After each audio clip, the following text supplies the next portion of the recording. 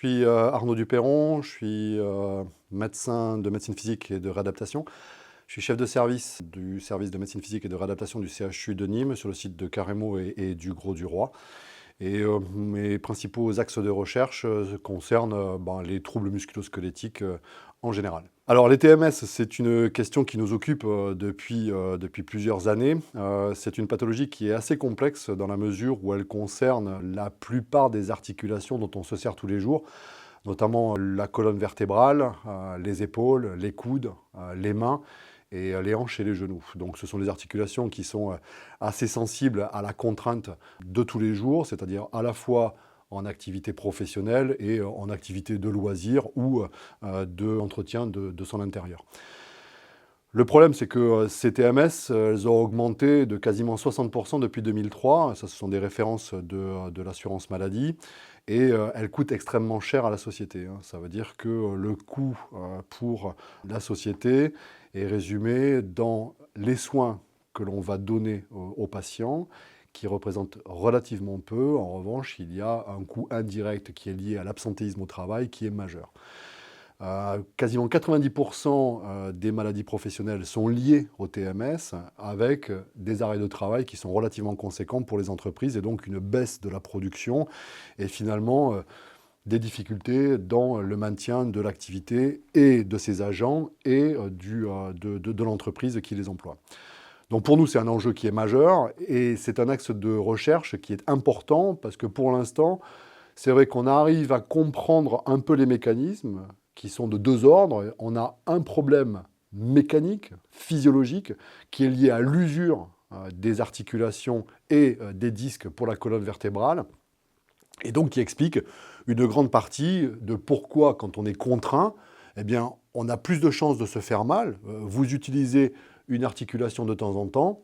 vous êtes jeune, il ne se passe pas grand-chose. Vous vieillissez, c'est-à-dire que cette articulation se dégrade un tout petit peu, et vous la surutilisez alors qu'à côté, vous n'êtes pas entraîné, ben on comprend bien que le niveau de contrainte est élevé, la résistance de l'articulation est faible, et ben vous avez plus de chances de vous faire mal. Et le problème, c'est qu'à partir du moment où vous vous faites mal, cette articulation va se réorganiser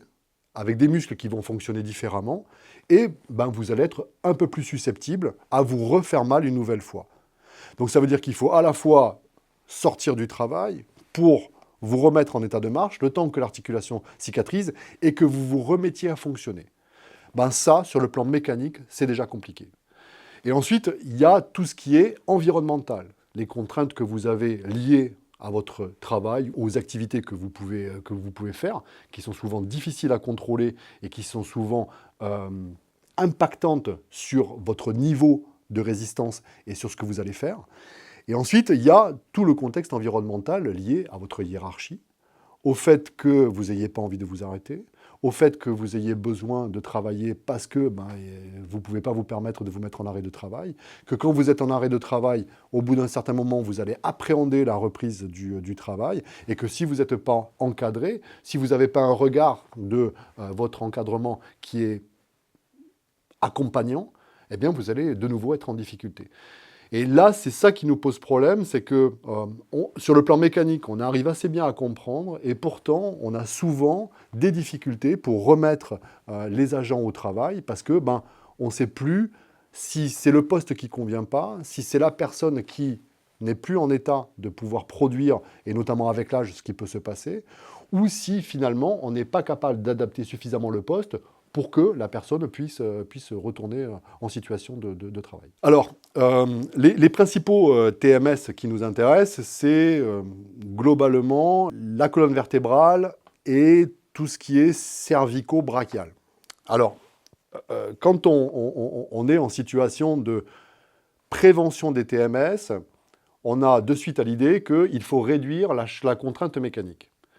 Là, si jamais on pense à des exosquelettes passifs, et on est en train d'inventer de plus en plus d'exosquelettes qui sont motorisés, qui sont très lourds, etc., mais qui peuvent rendre service pour des tâches qui sont difficiles, mais pour des tâches beaucoup plus simples, le simple fait de soulager la charge, c'est ce que tout le monde fait quand il se fait mal au dos. Vous mettez une ceinture, vous avez une compression au niveau de la colonne vertébrale, vous diminuez la pression sur les disques, et donc, la même posture va être moins contraignante pour vous parce que la ceinture vous tient. L'exosquelette, pour nous, c'est un peu la même chose. C'est-à-dire qu'en termes de prévention, si jamais vous avez un exosquelette qui est suffisamment léger, adapté à votre morphologie et qui vous permet d'avoir un tout petit peu moins de contraintes, eh ben, techniquement, vous êtes moins exposé à des charges mécaniques qui vont abîmer la structure. De la même façon, vous vous faites mal. C'est-à-dire que vous avez une articulation qui est endommagée, une épicondylite, une pathologie de la coiffe des rotateurs, une pathologie lombaire ou dorsale. Si jamais vous utilisez un exosquelette qui va diminuer votre charge, d'une part, ça va vous permettre peut-être de récupérer plus vite, de reprendre plus vite parce que vous allez être moins contraint, et de repartir dans une stratégie de mouvement qui va vous permettre de reconditionner votre propre machine à un effort physique. Donc à la fois en termes de prévention, en diminuant la charge, c'est-à-dire éviter qu'il puisse y avoir des lésions, ça peut paraître intéressant, mais ce n'est pas encore démontré.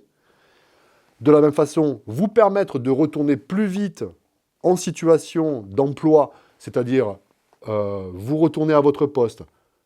vous pouvez recommencer à travailler et refaire des gestes, vous pouvez être considéré comme en étant en cours de reprise parce que vous avez une assistance qui vous permet de reprendre plus rapidement.